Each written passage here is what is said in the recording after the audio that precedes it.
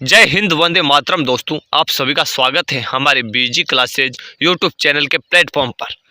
तो साथियों में आज आपके लिए राजस्थान जीके के क्वेश्चन लेकर आया हूँ, जो पीटीईटी, बीएसटीसी, शिक्षक भर्ती, चतुर्थ श्रेणी, पीटीआई, पटवारी आदि एग्जाम्स के लिए बहुत ही इम्पोर्टेंट होने वाली है, विशेष तौर पर जेल प्रहरी के लिए।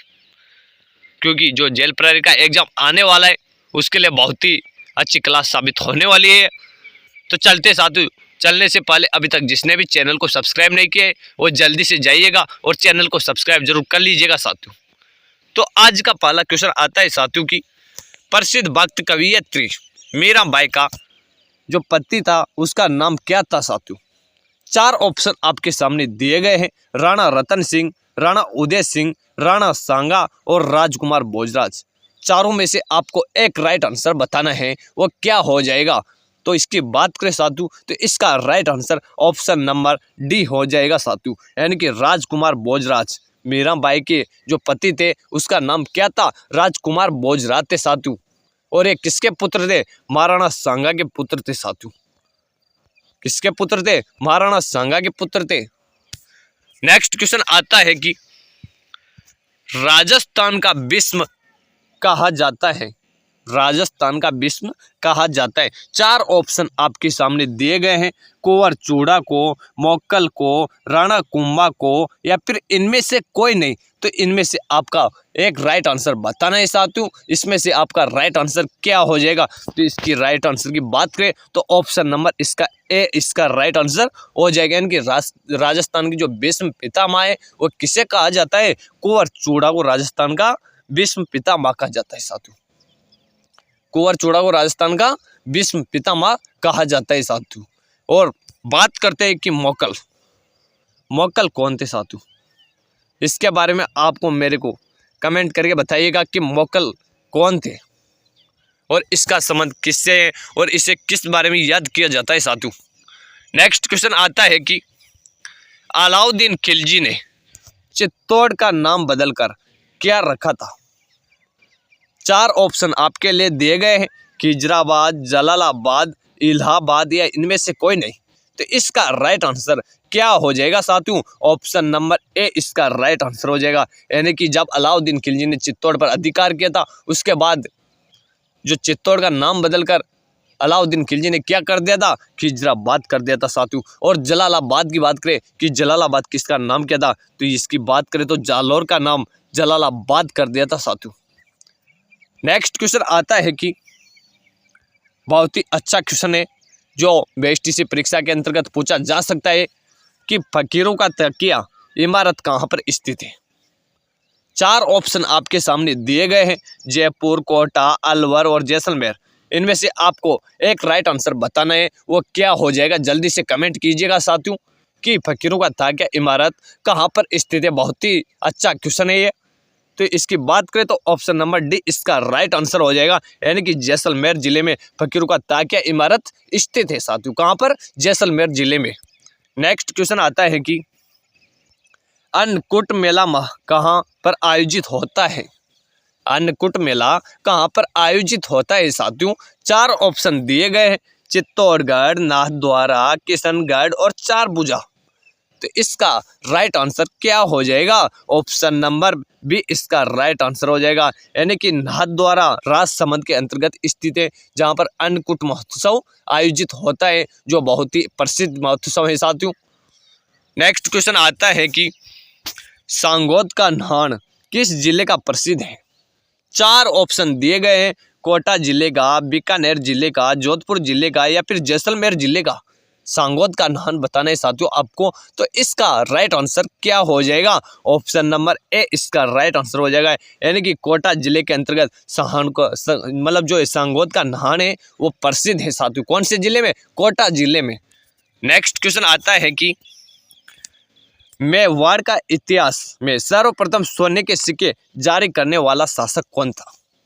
जो मेवाड़ के इतिहास हैं उसमें सर्वप्रथम सोने की जो सिक्के हैं वो जारी करने वाला शासक कौन था। चार ऑप्शन आपके सामने दिए गए हैं, साथ के साथ आप कमेंट करके भी आंसर दीजिएगा कि इसका राइट आंसर क्या होगा। चार ऑप्शन है, बप्पा रावल, घुमान, रतन सिंह या फिर हमीर। तो तो इसका राइट आंसर क्या हो जाएगा साथियों? ऑप्शन नंबर ए इसका राइट आंसर हो जाएगा, यानी कि बप्पा रावल। मेवाड़ के इतिहास में सर्वप्रथम जो सोने के सिक्के जारी किए थे वो कौन थे? बप्पा रावल थे साथियों। नेक्स्ट क्वेश्चन आता है कि मेवाड़ के रावल राजवंश का संस्थापक था। 4 ऑप्शन दिए गए हैं, गोहिल, बप्पा, हमीर या इनमें से कोई नहीं। कितनी बार एग्जाम में पूछा गया क्वेश्चन है साथियों, और फिर से रिपीट हो सकता है कि मेवाड़ में रावल राजवंश का संस्थापक था। तो इसका राइट आंसर क्या हो जाएगा? ऑप्शन नंबर ए यानी कि गोहिल। नेक्स्ट क्वेश्चन आता है कि पहला राजपूत शासक जिसने मुगल बादशाह अकबर की अधीनता मरते दम तक स्वीकार नहीं की थी साथियों। ऐसा पहला राजपूत शासक बताइएगा जिसने मुगल बादशाह अकबर की अधीनता भी मरते दम तक स्वीकार नहीं की थी, वो कौन था? 4 ऑप्शन दिए गए, राव चंद्रसेन, राव उदय सिंह, जसवंत सिंह या फिर इनमें से कोई नहीं। तो इसका राइट आंसर क्या हो जाएगा? ऑप्शन नंबर ए इसका राइट आंसर हो जाएगा, यानी कि राव चंद्रसेन, जिसे महाराणा प्रताप का अग्रगामी भी कहा जाता है। किसका अग्रगामी कहा जाता है? राव चंद्रसेन को महाराणा प्रताप का अग्रगामी किस कहा जाता है?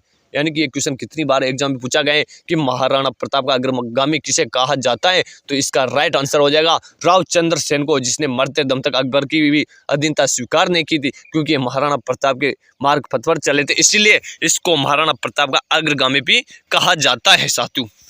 नेक्स्ट क्वेश्चन आता है कि राजस्थान की सबसे प्राचीनतम पर्वत श्रृंखला है। 4 ऑप्शन दिए गए हैं, हिमालय, धौलाधर, अरावली और सतपुड़ा। तो इसका राइट आंसर क्या हो जाएगा? ऑप्शन नंबर सी इसका राइट आंसर हो जाएगा, यानी कि अरावली को राजस्थान की सबसे प्राचीन पर्वत श्रृंखला माना जाता है साथियों। नेक्स्ट क्वेश्चन आता है कि राजस्थान का भौगोलिक क्षेत्रफल कितना है? बहुत ही अच्छा क्वेश्चन है कि राजस्थान का जो भौगोलिक क्षेत्र है वो कितना है? 4,42,239 किलोमीटर, 3,42,239 किलोमीटर, 2,42,239 किलोमीटर या फिर 2,32,239 किलोमीटर। तो इसका राइट आंसर क्या हो जाएगा साथियों? जल्दी से कमेंट कीजिएगा कि राजस्थान का भौगोलिक क्षेत्रफल कितना है। तो बात करते हैं साथियों इसकी, तो इसका right answer option number B हो जाएगा, यानी कि 3,42,239 किलोमीटर राजस्थान का भौगोलिक क्षेत्रफल हो जाएगा साथियों। नेक्स्ट क्वेश्चन आता है कि राणा प्रताप के वफादार घोड़े का नाम क्या था? 4 ऑप्शन दिए गए हैं, चेतक, कंटक, मायस्ते, इनमें से कोई नहीं। ये शिक्षक भर्ती परीक्षा के अंतर्गत भी पूछा गया क्वेश्चन है कि राणा प्रताप के जो वफादार घोड़े था उसका नाम क्या था। तो इसकी बात करें साथियों तो ऑप्शन नंबर ए इसका राइट आंसर हो जाएगा, यानी कि चेतक था। नेक्स्ट क्वेश्चन आता है कि राय पिथौरा कहा जाता है पृथ्वीराज तृतीय को, गोविंद राज को, हरिराज को या इनमें से कोई नहीं। तो इसका राइट आंसर क्या हो जाएगा? प्यारे साथियों जल्दी से कमेंट कीजिएगा कि राय पिथौरा किससे कहा जाता है। बहुत ही अच्छा क्वेश्चन है। तो ऑप्शन नंबर ए इसका राइट आंसर हो जाएगा, यानी कि पृथ्वीराज तृतीय को राय पिथौरा के नाम से जाना जाता है साथियों। नेक्स्ट क्वेश्चन आता है कि पृथ्वीराज रासों के रचनाकार थे चंद्रबृदाय, हरिहर, नागरचंद या फिर रत्ना।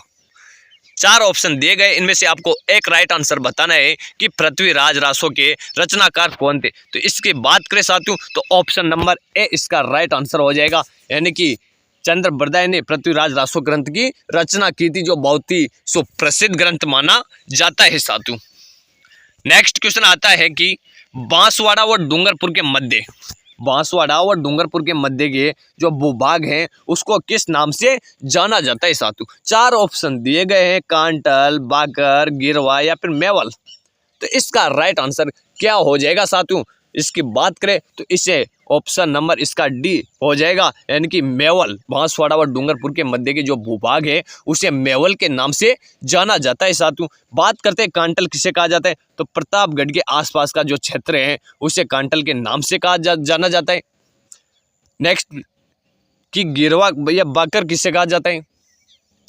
बाकर किसे कहा जाता है? जो उदयपुर के आसपास का जो पहाड़ी क्षेत्र है उसे बाकर कहा जाता है। और गिरवा की बात करें तो सिरोही के जो पहाड़ी क्षेत्र है उसे गिरवा के नाम से जाना जाता है साथियों। और एक बात करते हैं कि बांसवाड़ा डूंगरपुर को अन्य किस नाम से भी जाना जाता है, वागड़ के नाम से भी जाना जाता है। और यहाँ पर एक नदी निकलती है, कौन सी नदी, माही नदी, जिसे वागड़ की गंगा के नाम से जाना जाता है। और ये यूं आकार में बहती है साथियों, ये जहाँ से निकलती है उसी दिशा में वापिस आती है। यूं आकार की नदी है तो कौन सी है, माही नदी है। कर्क रेखा को पार करके, यानी कि कर्क रेखा को 2 बार पार करने वाली नदी भी कौन सी है, माही नदी है, क्योंकि कर्क रेखा डूंगरपुर बांसवाड़ा के आसपास निकल रहे हैं और ये डूंगरपुर बांसवाड़ा से होकर ही गुजरती है। कौन सी नदी, माही नदी। तो ये जिस दिशा में भी जाती है उसी दिशा से इसका वापिस प्रवेश होता है, यानी कि इसका प्रवेश दक्षिण दिशा से होता है तो ये वापस दक्षिण दिशा में होकर राजस्थान के अंदर से निकल जाती है साथियों। तो वागड़ की गंगा किसे कहा जाता है, माही नदी को कहा जाता है। तो ठीक है साथियों, आज की क्लास में इतना ही, मिलते हैं नेक्स्ट क्लास में। तब तक के लिए आप बने रहिएगा हमारी बीजी क्लास से यूट्यूब चैनल के साथ। और अभी तक जिसने भी चैनल को सब्सक्राइब नहीं किया है वो जल्दी से जाइए चैनल को सब्सक्राइब कीजिएगा साथियों, और कमेंट कीजिएगा कि आज की क्लास आपको कैसी लगी।